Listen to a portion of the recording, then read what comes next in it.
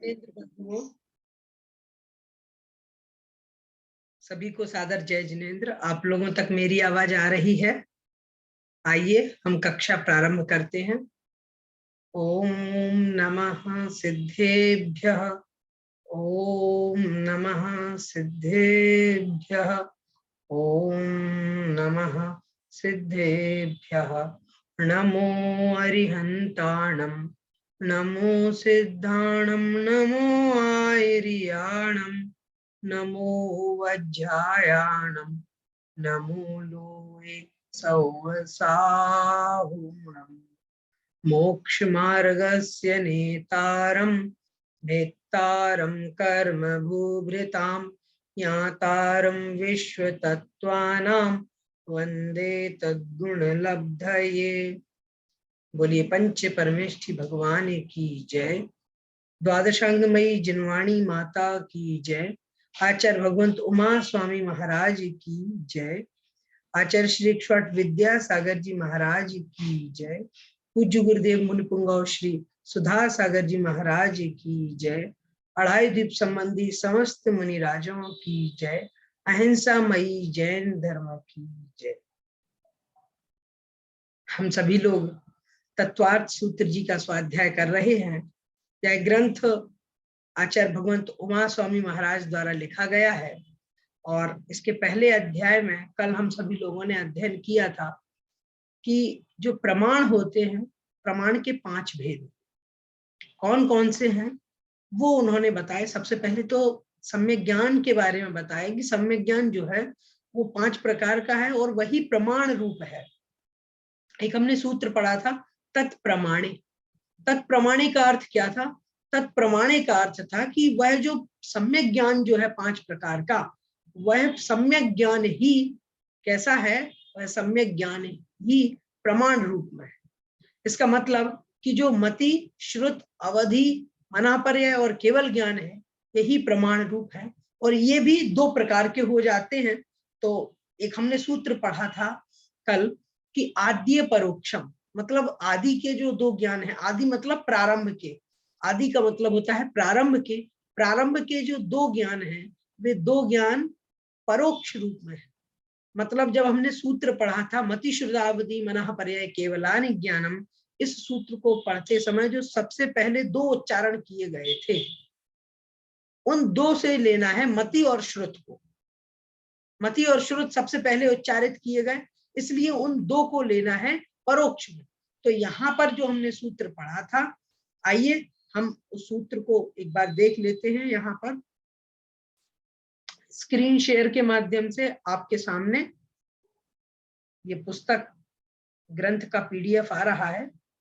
यहां पर हमने पढ़ा था 11वें नंबर के सूत्र में कि आद्य परोक्षम। आद्य मतलब आदि के जो 2 ज्ञान हैं, वे 2 ज्ञान कैसे हैं?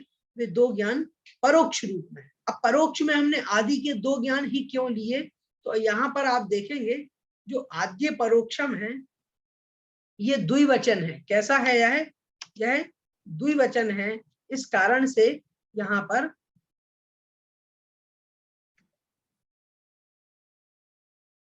इसीलिए ही यहाँ पर ये जो हमने प्रयोग किया हुआ है, यहाँ पर आद्य में द्विवचन है और द्विवचन होने की वजह से यहाँ पर हमने मति और श्रुत 2 को लिया है, 2 की बात है। तो मति और श्रुत जो प्रारंभ के 2 ज्ञान हैं वे परोक्ष प्रमाण के अंतर्गत आते हैं और उसके बाद वाले जो हैं वो किसके अंतर्गत आते हैं? तो उसके लिए अगला सूत्र हम आज पढ़ने वाले हैं। आइए हम इस सूत्र को पढ़ते हैं। 12वें नंबर का सूत्र है। इसमें बताया है कि शुरुआत के 2 को छोड़ करके बाकी के जो अन्य ज्ञान है वो कौन से प्रमाण में आते हैं। तो यह सूत्र है प्रत्यक्ष मन्यत। प्रत्यक्ष मन्यत, प्रत्यक्ष मन्यत। यह सूत्र कहता है कि अन्यत मतलब जो अन्य जो ज्ञान बचे हुए हैं, मतलब वो जो 2 ज्ञान थे 5 में से 2 चले गए, मतलब शुरुआत के 2 थे वो तो परोक्ष हो गए। अब जो बचे हुए हैं वो सब अन्य जितने भी हैं, मतलब बाकी के जो 3 बचे हुए हैं वो 3 ज्ञान प्रत्यक्ष हैं, अर्थात प्रत्यक्ष प्रमाण के अंतर्गत आते हैं। अब आपके मन में आ रहा होगा प्रश्न कि ये जो दो ज्ञान है, मति और श्रुत ज्ञान, और बाकी के जो तीन ज्ञान है, अवधि ज्ञान, मना पर्याय ज्ञान और केवल ज्ञान, ये पांच ज्ञान में से आपने प्रत्यक्ष और परोक्ष का ये जो बंटवारा किया है, ये कैसे किया? तो समझिएगा कि मैंने जब आपको सम्यक ज्ञान के बारे में जब हम पढ़ रहे थे, तब आपको बताया था कि ये दो प्रकार का होता है। और प्रमाण नयैरधिगमः जो सूत्र हमने जब पढ़ा था, तो उस सूत्र में भी आया था कि प्रमाण जो है दो प्रकार के हैं, प्रत्यक्ष और परोक्ष। तो प्रत्यक्ष का मतलब क्या होता है? प्रत्यक्ष का मतलब वो ज्ञान जो हम सीधे आत्मा से करते हैं, इंद्रिय और मन की सहायता के बिना जो ज्ञान सीधे आत्मा से हो रहा है, वो ज्ञान तो प्रत्यक्ष ज्ञान।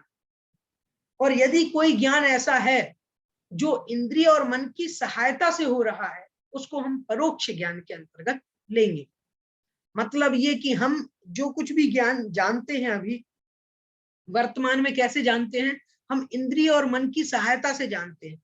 कभी तो मन की सहायता से और कभी इंद्रियों की सहायता से। मान लीजिए हमने जाना कि ये तो जो है ये बहुत मीठा पदार्थ है, और ये पदार्थ जो है ये नमकीन पदार्थ है। ये कैसे जाना? ये हमने रसना इंद्रिय से जाना। हमने जाना कि यहाँ पर सुगंध आ रही है, लेकिन वहां पर तो दुर्गंध आ रही है। इसका ज्ञान हमें कैसे हुआ? सीधा आत्मा से ज्ञान नहीं हुआ। ये ज्ञान कैसे हुआ? ये हमें ज्ञान हुआ अपनी नासिका इंद्रिय से, घ्राण इंद्रिय से।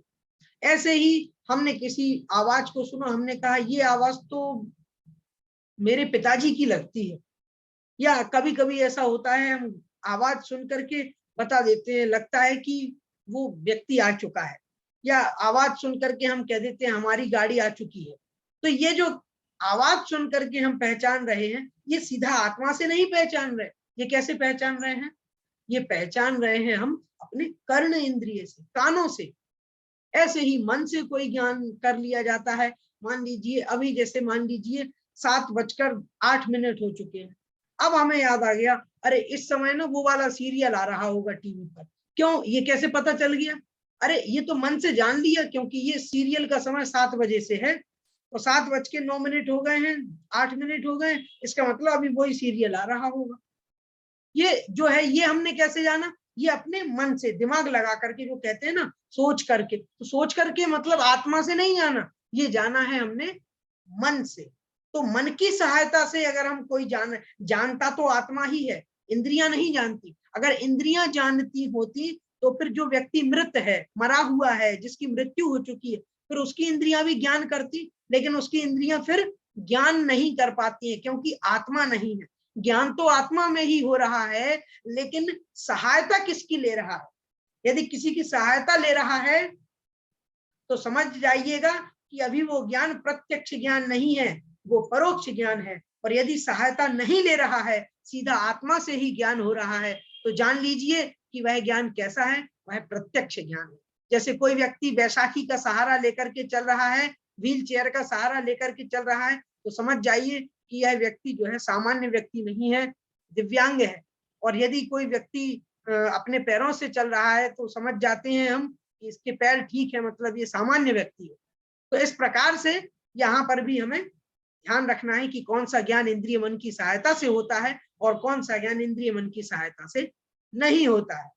अब हमने जो ज्ञान पढ़े हैं, अब हम उन ज्ञानों के बारे में जानेंगे कि 5 प्रकार के जो ज्ञान हैं, इन 5 प्रकार के जो ज्ञान बताए थे, मति, श्रुति, अवधि, मना पर्याय और केवल, ये जो 5 प्रकार के ज्ञान हैं, इनके और क्या क्या कार्य हैं, इनसे किस प्रकार से बोध होता है, कैसे हम इनको समझेंगे? आइए हम अगले सूत्र में मति ज्ञान के बारे में पढ़ते हैं। तो मति ज्ञान और उसके पर्यायवाची नाम कौन कौन से हैं? 13वें नंबर का सूत्र है। मैं इसका उच्चारण कर रहा हूं, आप लोग इसको ध्यान से सुनिएगा। मति स्मृति संज्ञा चिंताभिनिबोध इत्यनर्थांतरम। मति स्मृति संज्ञा चिंताभिनिबोध इत्यनर्थांतरम। मति स्मृति संज्ञा चिंताभिनिबोध इत्यनर्थांतरम। इस प्रकार से इसका उच्चारण होगा। ध्यान कहाँ रखना है आपको? चिंताभिनिबोध, इस प्रकार से बोलना है। एक और जगह आपको ध्यान रखना है, इत्यनर्थांतरम। यहाँ थोड़ा सा आप डिवाइड कर लीजिएगा, अगर आपको थोड़ी समस्या हो रही है तो तोड़ तोड़ करके भी आप इसको पढ़ सकते हैं। जैसे इत्यनर्थांतरम, यहाँ से आप जो है इसको अलग अलग कर लीजिएगा, इत्य अलग कर लें और नर्थांतरम अलग अलग कर लेंगे। तो यहाँ से अगर आप ऐसा करेंगे तो आपको कोई दिक्कत नहीं होगी। ठीक है, अब देखिएगा इस सूत्र का अर्थ क्या है। एक बार इसका सूत्र का अर्थ देख लेते हैं हम लोग। यहाँ पर दिया हुआ है मति स्मृति संज्ञा चिंता अभिनिबोध और इति, इसको अलग अलग कर लेंगे। यहाँ पर एक संधि हुई है जो अलग अलग होकर के बन जाएगा इति और अनर्थांतरम। इति अलग हो जाएगा और अनर्थांतरम अलग हो जाएगा। ठीक है, इस प्रकार से यहाँ पर हम समझ सकते हैं कि यहाँ पर संधि हुई है। यहाँ पर इति अलग हो जाएगा और अनर्थांतरम अलग हो जाएगा। मैं पूरा नहीं लिख रहा हूं, केवल ये आप देख लीजिए कि यहाँ पर इति और आ जो है अलग अलग हो जाएंगे और इनका मिलकर के ही यण संधि है यहाँ पर, तो यहाँ पर इत्य हो जाता है इनका ही। लेकिन आप समझ लीजिएगा जब इनका संधि विच्छेद करेंगे तो इस प्रकार से कुछ निकल करके आएगा। ये देखिए नीचे दिया हुआ है, नीचे वाली लाइन में इति अनर्थांतरम। तो इस प्रकार से हम इसको अच्छे से समझ सकते हैं। तो इस सूत्र में जो बताया गया है वह कहा है कि इति अनर्थांतरम, अर्थांतरम न इति अनर्थांतरम। मतलब यह है कि मति स्मृति संज्ञा चिंता और अभिनिबोध ये जो है, इति मतलब यह है जितने भी पदार्थ हैं ये पदार्थ अनर्थांतरम, अनर्थ अंतरम अर्थात अर्थांतरम नास्ति, मतलब अर्थांतर नहीं है। अर्थांतर का मतलब कि अन्य अर्थ वाले नहीं है, मतलब इनके ही पर्यायवाची है। अनर्थांतरम, अनर्थ अंतरम। तो यहाँ पर जो है, यहाँ पर हमें समझना पड़ेगा कि अनर्थांतरम का मतलब यह है कि अन्य अर्थ वाला नहीं है। देखिए एक होता है अर्थांतर और दूसरा होता है अनर्थांतर। अर्थांतर का मतलब होता है कि जिसके दूसरे अन्य अन्य अर्थ हो, तो उसको कहेंगे अर्थांतर, कि इसके अन्य और भी अर्थ हैं। जैसे हम कहते हैं पाठांतर, मतलब इसके और भी पाठ हैं, तो पाठांतर हो जाता है। तो ऐसे ही यहाँ पर अर्थांतर नहीं है तो कह दिया अनर्थांतर, मतलब इसके अर्थांतर नहीं है, मतलब अन्य अर्थ नहीं है। इन सबका यही अर्थ है, एक ही अर्थ है। चाहे मति कहें, चाहे स्मृति कहें, चाहे संज्ञा कहें, अथवा चिंता कहें, या फिर अभिनिबोध कहें, या फिर आप अभिनिबोध कहें, ये सब क्या है? ये सब मति ज्ञान के ही पर्यायवाची हैं। हमने पहला ज्ञान कौन सा पढ़ा था? मति ज्ञान। तो उस मति ज्ञान के ही ये पर्यायवाची हैं, उससे अलग अर्थ को नहीं कहते। मतलब जैसे मान लीजिए अभी हम जो पढ़ रहे हैं वो मति हो गया, पहले जो हमने पढ़ा हुआ था हमारी मेमोरी में था उसको हमने स्मृति का, नहीं नहीं वो तो हो सकता है कि वह श्रुत ज्ञान होगा, नहीं वह भी इसी के अंतर्गत आएगा। आइए हम एक एक की परिभाषा समझ लेते हैं कि मति स्मृति संज्ञा चिंता अभिनिबोध और ये जो है इन सब की अलग अलग परिभाषाएं कौन कौन सी हैं। आइए एक बार देख लेते हैं। मति का मतलब क्या होता है? मतलब यह है कि जो हमें सामान्य ज्ञान हो रहा है इंद्रिय और मन की सहायता से, उसको कहेंगे मति।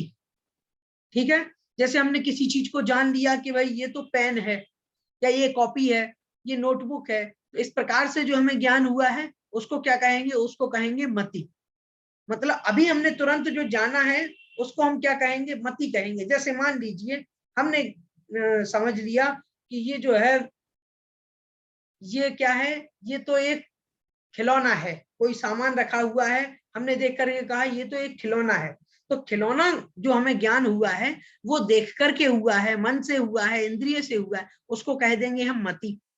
और एक और जो होता है स्मृति। स्मृति का मतलब क्या होता है? तो वो कहते हैं कि पहले जो हमने जान लिया था उसको याद रखना। जैसे मान लीजिए कल क्या हुआ था उसको हमें याद रखना कि कल तो हमने आदिनाथ भगवान का मोक्ष कल्याणक मनाया था, अब उसको हम अभी भी याद रखे हुए हैं, इसको कहेंगे स्मृति। ठीक है, तो इस प्रकार से मति और स्मृति ये दो अलग अलग हो जाते हैं। उसके बाद संज्ञा क्या होता है, तो संज्ञा के बारे में कहा है कि जैसे मान लीजिए हमने कल जाना था, कल हमने जाना था कि आदिनाथ भगवान का आज मोक्ष कल्याणक है, और कल हमने ये भी समझा था कि देखो आदिनाथ भगवान ने किस प्रकार से हम लोगों को उपदेश दिया। ये सारी बातें तो हो गई। फिर उसके बाद कल की क्लास पढ़ने के बाद में आज जब हम आज के दिन सुबह मंदिर गए तो हमने आदिनाथ भगवान के दर्शन किए, और दर्शन करने के बाद में फिर याद आया कि ये तो वही आदिनाथ भगवान है ना, जिन्होंने बहुत समय पहले लोगों को अनेक प्रकार की विद्याओं का ज्ञान दिया था, जिन्होंने मोक्ष का मार्ग हम लोगों को बताया था, धर्म तीर्थ की शुरुआत जिन्होंने की थी। हाँ हाँ, ये वही है। तो हमने फिर क्या किया, हमने तुरंत ही उसको जो बोलते हैं ना रिकॉल कर लेना, कि पहले जो हमने याद किया हुआ था उसको फिर से याद आ गया, अरे ये तो वही है। जैसे मान लीजिए कई बार हो जाता है कि किसी ने बताया कि हम तो मनोज के साथ जो है हम बाजार गए हुए थे। अब किसी ने बता दिया, हमने सुन लिया, बोले हाँ हाँ मनोज के साथ गए हुए थे, उसने मुझसे 100 रुपए मांग लिए, मैंने उसको दे दिए। बाद में हुआ क्या कि बाद में 10 दिन बाद फिर कोई व्यक्ति आया, उन्होंने कहा ये कौन है, अरे ये मनोज है। अच्छा ये वही मनोज है क्या जो 10 दिन पहले बाजार गया था, हाँ हाँ ये वही मनोज है। तो ऐसे होता है कि कई बार हम लोगों को कहते हैं अरे इसको पहले हमने देखा था, हाँ हाँ ये वही है। तो इस प्रकार से जो हमें पहले के ज्ञान को जो स्मृति हो जाती है उसको जोड़ लेते हैं हम अभी के ज्ञान में, और पहले के ज्ञान में कुछ जुड़ जाता है नया, उसको कहते हैं संज्ञा। तो इस प्रकार से ये जो है ये संज्ञा कहलाता है। उसके बाद चिंता क्या होता है, तो उन्होंने कहा कि चिंता मतलब व्याप्ति लगा लेना। व्याप्ति का मतलब क्या होता है, इस प्रकार से कि जैसे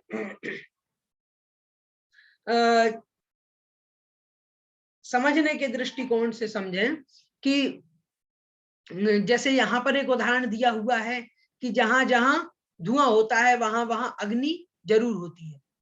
ठीक है, तो इस प्रकार का जो ज्ञान होता है उसको कहते हैं व्याप्ति। तो व्याप्ति का मतलब यह है कि जैसे मान लीजिए कोई व्यक्ति है और वह आया है और उसके साथ में कोई दूसरा व्यक्ति भी आता है, तो हम क्या कहते हैं कि जहां जहां ये सज्जन जाएंगे, जैसे मान लीजिए कहीं राम और श्याम दो मित्र हैं, तो हम कहते हैं जहां राम जाएगा वहां श्याम भी जाएगा। तो इस प्रकार से जो व्याप्ति का जो ज्ञान है उसको कहते हैं, हम कहते हैं चिंता। तो इस प्रकार से चिंता, और चिंता के बाद अगला आता है अभिनिबोध। अभिनिबोध का मतलब क्या होता है, अभिनिबोध का मतलब होता है कि साधन से साध्य का ज्ञान कर लेना। साधन से साध्य का ज्ञान कर लेना मतलब ये कि अभी हमारे यहाँ पर लाइट नहीं थी, अब लाइट आ गई तो हम समझ जाएंगे अरे लाइट आ गई तो इसका मतलब हमारा फोन अभी तक चार्ज हो गया होगा। हमने क्या जान लिया, हम फोन चार्ज पर लगा कर गए थे, अब लाइट चली गई मतलब अभी तक वो डिस्चार्ज रहा होगा। हम घर पर आए, हमने देखा लाइट तो है ही नहीं, अरे मैं तो मोबाइल चार्ज पे लगा करके गया था, ओहो इसका मतलब ये है कि लाइट नहीं है, इसका मतलब फोन अभी भी डिस्चार्ज होगा। तो ये जो होता है साधन से साध्य का ज्ञान कर लेना। कहीं धुआं उठ रहा है तो समझ लेना कि देखो यहाँ पर जरूर अग्नि जल रही है, हो ना हो यहाँ पर कहीं ना कहीं से आग तो जल रही है। ऐसा कई बार होता है, मान लीजिए बहुत अच्छी खुशबू आ रही है तो हम समझ लेते हैं कि आज तो मम्मी हलवा बना रही होंगी। तो इस प्रकार से ये जो ज्ञान हो जाता है साधन से साध्य का ज्ञान होता है, इसी ज्ञान को अभिनिबोध कहा जाता है। तो यहाँ पर इस प्रकार से हम इन पांचों को अच्छे तरीके से समझ सकते हैं कि ये सब क्या है, ये सब मति ज्ञान के ही दूसरे नाम है। इनमें कोई है तो भेद, मति अलग होता है, स्मृति अलग ज्ञान है, चिंता अलग है, अभिनिबोध अलग है, ये अलग अलग है। लेकिन इनमें भी उन्होंने कहा है कि ये सारे के सारे आपके मति ज्ञान के अंदर ही कैलकुलेट हो जाएंगे, अलग से नहीं है। आप समझिएगा मति अलग ज्ञान होता है, स्मृति अलग होता है, नहीं। मति, स्मृति, संज्ञा, चिंता और अभिनिबोध ये जो है ये पांचों के पांचों ही मति ज्ञान के ही पर्यायवाची है। तो मति, स्मृति आदि जो है वो सब मति ज्ञान के अंतर्गत आ जाते हैं। यहाँ पर ये बात हमें अच्छे तरीके से समझ में आ गई। अब फिर प्रश्न उठता है कि वह जो मति ज्ञान है, वह जो मति ज्ञान है, वह मति ज्ञान उत्पन्न कैसे होता है। कैसे उत्पन्न होता है, तो यहाँ पर उसके बारे में अगला सूत्र हम पढ़ने जा रहे हैं। 14वें नंबर का सूत्र है। आइए पहले उच्चारण करते हैं। तदिंद्रिया निंद्रिय निमित्तम, तदिंद्रिया निंद्रिय निमित्तम, तदिंद्रिया निंद्रिय निमित्तम, इस प्रकार से इसका उच्चारण होता है। तो आप सभी लोग देख लीजिएगा कि हमें कैसे इसका उच्चारण करना है। मैं यहाँ पर इसका अर्थ भी आप लोगों को बता देता हूं। ये जो सूत्र है, इस सूत्र का अगर हम संधि विच्छेद करेंगे, तद इंद्रिय अनिंद्रिय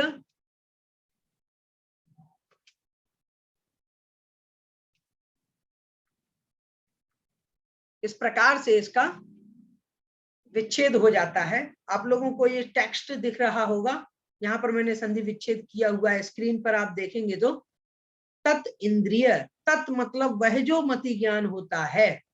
तत् से क्या अर्थ लेना है, तत् का मतलब होता है वह। वह कौन, तो वह है मति ज्ञान। जो हमने अभी मति ज्ञान पढ़ा था, उस मति ज्ञान की बात चल रही है।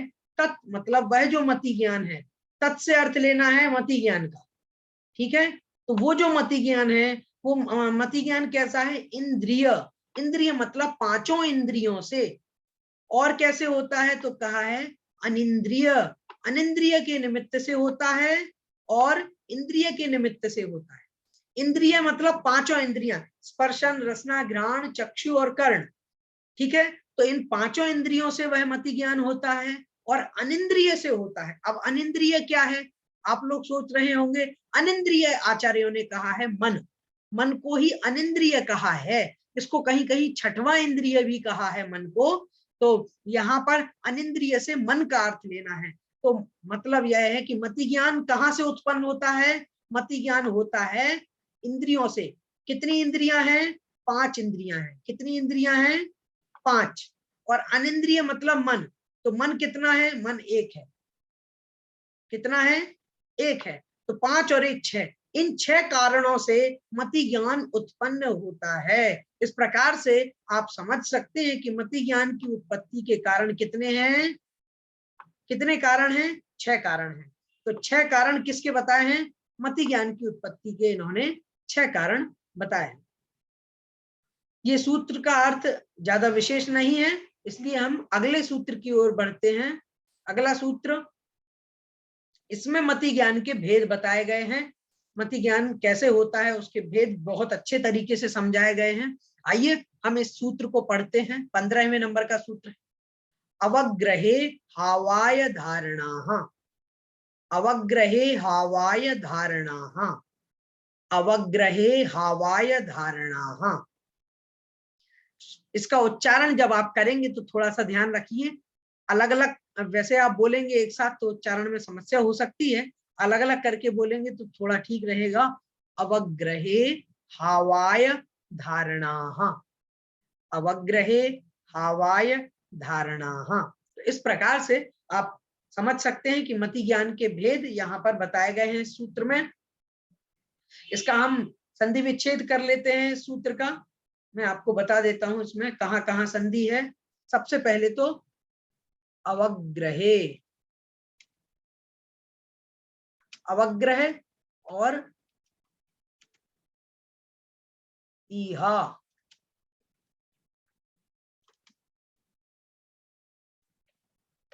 तो यहां पर देखेंगे आप, ये जो इन्होंने सूत्र बताया है, इस सूत्र में सूत्र का संधि विच्छेद करने पर हमें निकल करके आ जाता है अवग्रह ईहा अवाय धारणा, ठीक है। यहाँ पर संधि विच्छेद करके हमें ये चार शब्द मालूम होते हैं, अवग्रह ईहा अवाय और धारणा। तो यहाँ पर अवग्रह और अवग्रहे हावाय में संधि थी, इसका विच्छेद कर लिया तो मालूम चला अवग्रह ईहा, ईहा और अवाय इन दोनों में संधि हुई तो हावाय बन गया, ठीक है। ईहा और अवाय में संधि हुई तो हावाय, अवग्रहे हावाय बन गया। और धारणा में कोई संधि नहीं है, तो समझ लीजिएगा इसके कितने भेद हो गए, अवग्रह, ईहा, अवाय और धारणा। इस प्रकार से ये चार भेद किसके हैं, ये चार भेद हैं मति ज्ञान के। तो मति ज्ञान के कितने भेद होते हैं, चार भेद होते हैं। तो मति ज्ञान के चार भेद कौन कौन से हैं, अवग्रह, ईहा, अवाय और धारणा।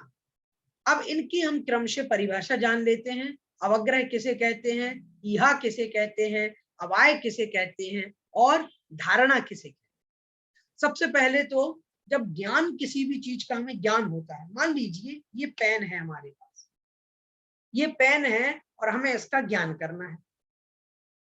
तो ज्ञान करने के पहले जब हम किसी भी चीज को, सबसे पहले ज्ञान करने के पहले दर्शन होता है।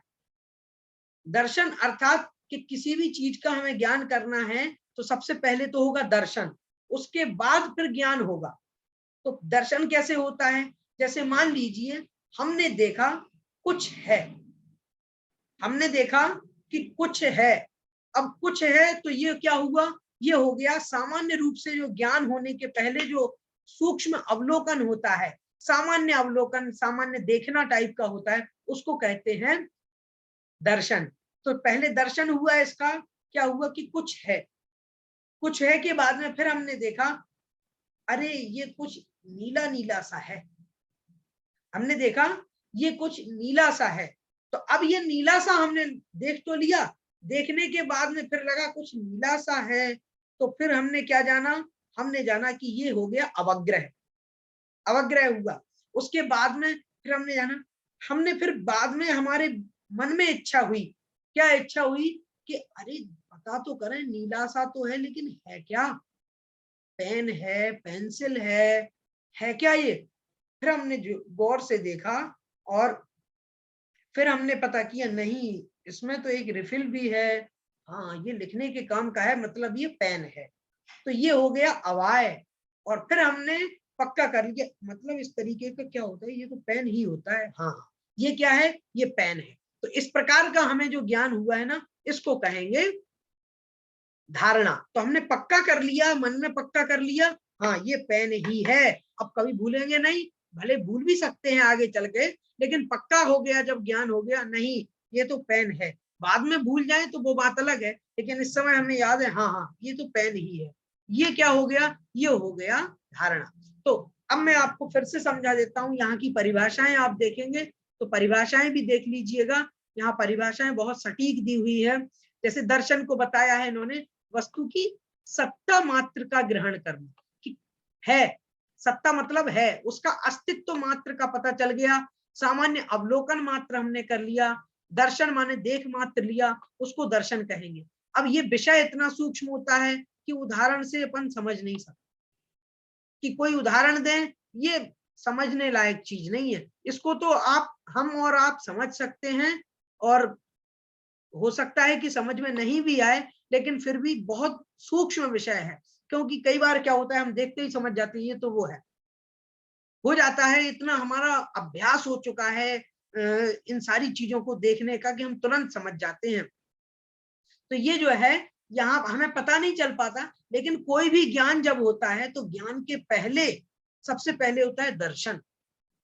दर्शन कैसा होता है कि कुछ है, मान लीजिए हम जा रहे हैं, बाइक पर बैठे हुए हैं, और बाइक पर बैठे हुए हैं, हम जा रहे हैं, जाते समय हमने देखा कि कुछ है, हमने देखा कि मैदान है और मैदान के उधर कुछ लगा, हमें कुछ है ऐसा हमें प्रतीत हुआ, ठीक है। हमने जब देख लिया कि कुछ है, तो हमारे मन में देखे तो सही क्या है।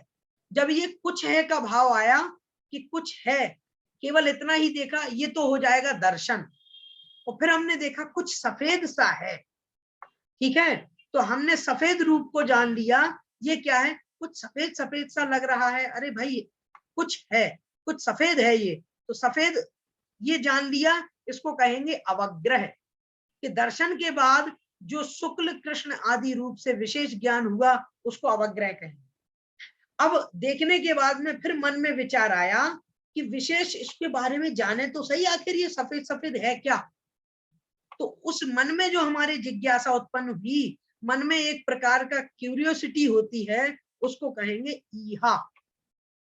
ईहा मतलब कि ये देखना, अरे भाई ये सफेद सफेद जो है ये कोई बगुला वगैरह है, हंस है, कि ऐसे ही कोई कपड़ा वगैरह डला हुआ है, क्या है, देखें तो सही। तो इस प्रकार का जो मन में जो हमारे एक प्रश्न आया, एक जिज्ञासा हुई, एक मन में कौतूहल उत्पन्न हुआ, इसको ही कहेंगे हम ईहा। फिर बात आती है अवाय की, कि अवाय क्या है। तो अवाय के बारे में कहते हैं, हमने जिसको अभी तक सफेद सफेद देखा हुआ था कि ये सफेद सफेद है, फिर उसको अच्छे तरीके से देखना, अरे ये तो कुछ चल सा भी रहा है, और इसमें तो पंख वगैरह भी फड़फड़ा रहे हैं, देखो वो धीरे धीरे चल रहा है, हाँ इसका मतलब कपड़ा वपड़ा तो नहीं होगा। और ये जो है ये और कुछ नहीं है, ये तो पक्के में इसका चिन्ह भी हमने देख लिया, इसकी चोंच बड़ी लंबी है, तो देख करके हम समझ गए ये तो बगुला है। हाँ, ये मैदान में जो है कीड़े वगैरह खाने के लिए आया हुआ है, सफेद सफेद है, पंख भी फड़फड़ा रहा है, इसका मतलब ये एक बगुला है। और देख करके हमने बिल्कुल समझ गए ये क्या है, ये बगुला है। तो बगले का हमने जब निश्चय कर लिया, इसको हम कहेंगे अवाय। और फिर हमने कहा, फिर हमने अपने मन में धारणा बना ली, देखो जो सफेद सफेद होता है, जिसकी चोंच लंबी लंबी होती है और जिसके पंख होते हैं, वो मैदान वगैरह में, तालाब में, नदियों में पाया जाता है, ये पक्के में बगुला होता है, ये छोटे छोटे जीवों को खाता है। ये हमने पक्का अपने मन में विचार बना लिया, इसको कहेंगे धारणा। क्या कहेंगे, धारणा। तो इस प्रकार से ये चार चीजें जो आज हमने समझी हैं, अवग्रह, ईहा, अवाय और धारणा, इन चारों को बहुत अच्छे तरीके से आपको समझ लेना है, इनमें कोई कंफ्यूजन नहीं रखना है। एक बार फिर से मैं आप लोगों को बता रहा हूं, हमने देखा कुछ है, इसको कहेंगे दर्शन।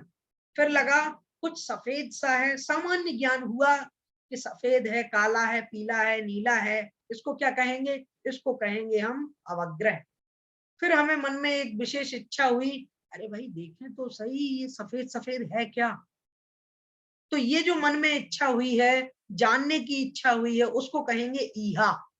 ये कपड़ा है या कोई जानवर है क्या, तो इसको ईहा कहेंगे। फिर देख लिया, अरे इसके पंख भी फड़फड़ा रहे हैं, और देखो ये जो है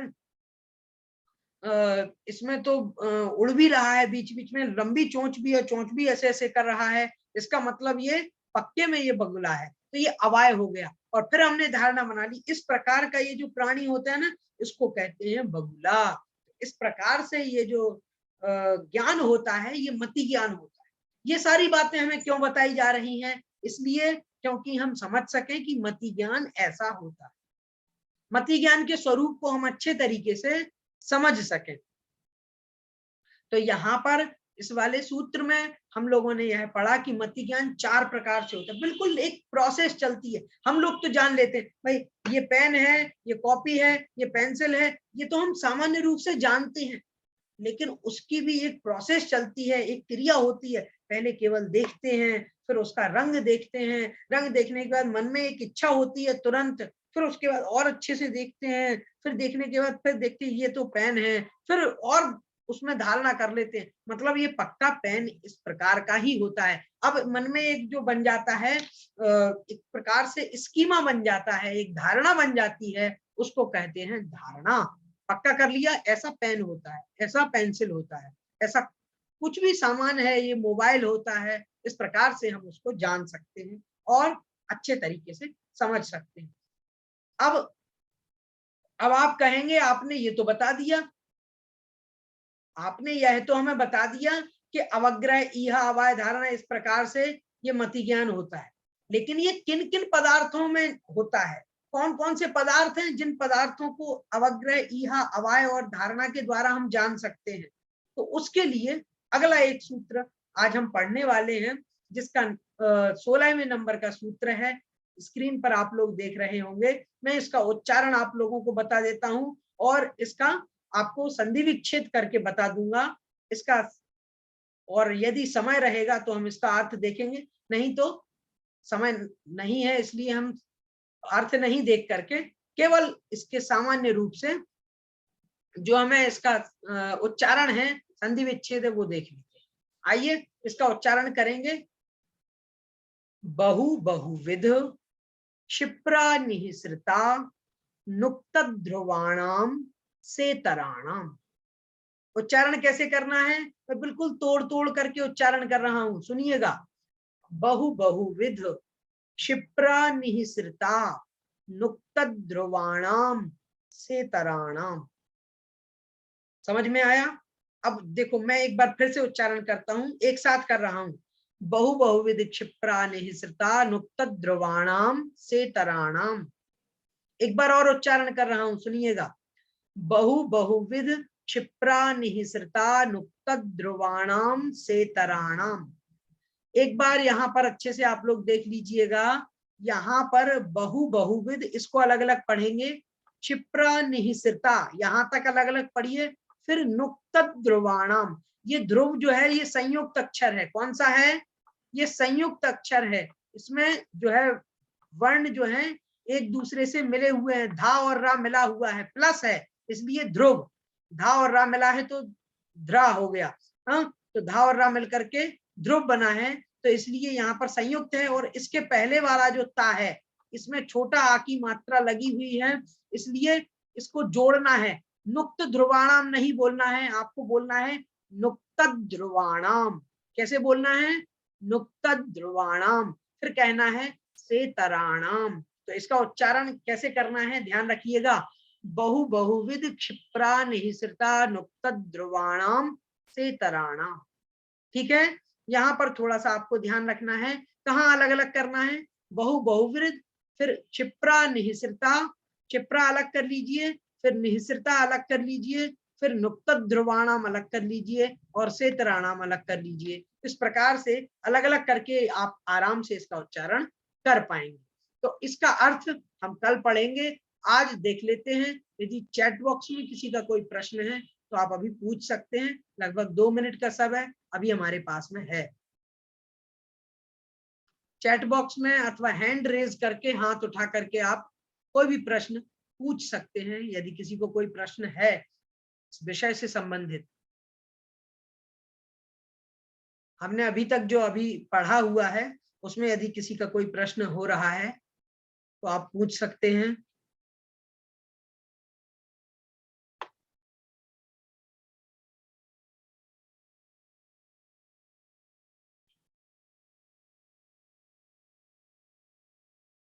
चलिए कोई बात नहीं,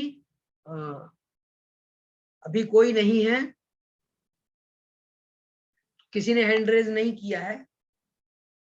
ठीक है, इसका मतलब ये है कि आप लोग अच्छे से समझ रहे हैं, अभी तक कोई प्रश्न नहीं हो पा रहा है, तो इसका मतलब सब कुछ अच्छे से आप लोगों को समझ में आ रहा है।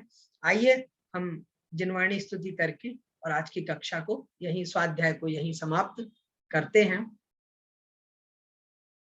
प्रभु देव तुम्हारे पवित्र मुख से निसृत जो शीतल वाणी, जग जन मन के मल को धोती, अतः कहाती जिन वाणी। जयवंतो माँ जग में तब तक जब तक सूरज चांद रहे, शीश नवाते कर्म हरो माँ, अब तक हम विषयांध रहे, अब हम ना विषयांध रहे। 9 बार नमोकार मंत्र पढ़ेंगे।